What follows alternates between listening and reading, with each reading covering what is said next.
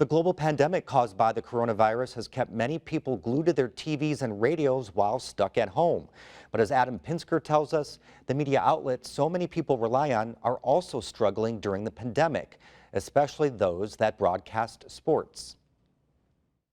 Morgantown's been playing exceedingly well as of late. They won the Porter County. Just 4 months ago, the thought of a global pandemic canceling the girls' and boys' high school basketball state tournament seemed the furthest from anyone's mind. But COVID-19 did what 2 world wars, Vietnam and 9/11, couldn't do. This is the first time since they instituted a state championship back in 1911 that there was not a high school basketball state tournament crowned. Greg Rakestraw is vice president of the ISC Sports Network, which broadcasts high school sports to 9 different affiliates around the state, as well as on its website. His network took a hit from not being able to complete the basketball season. We missed, from an ISC perspective, the regional round as well as the semi-state round.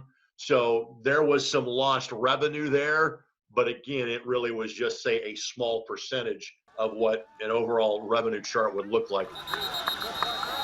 A significant chunk of ISC's revenue also comes from broadcasting high school football. So if the pandemic extends into the fall, that could cause a problem for ISC. The next milepost for high school athletics is July 1st.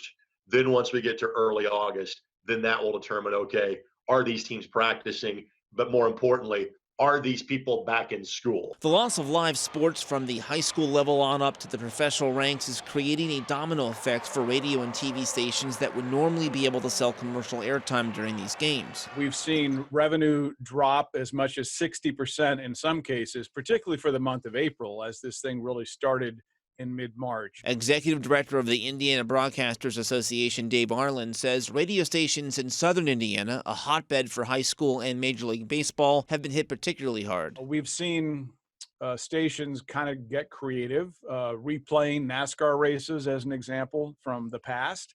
Maybe not as compelling as a fresh race, but at least it's something that's on the air. Arlen says radio stations have been able to pivot by selling ads promoting takeout services at local restaurants and car dealerships that can deliver a new or used car to someone's home.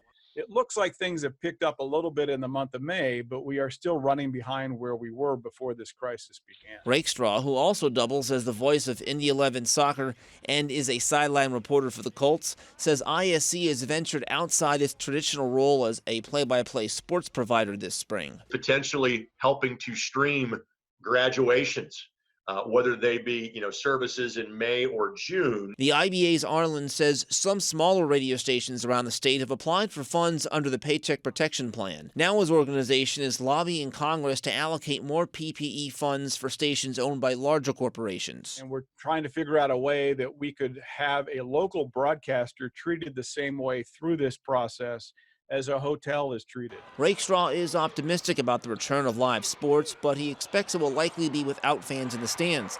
And while that would be inconvenient for fans, it may present a new opportunity for online broadcasters.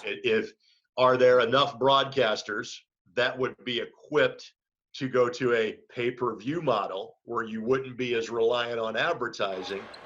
For Indiana Newsdesk, I'm Adam Pinsker.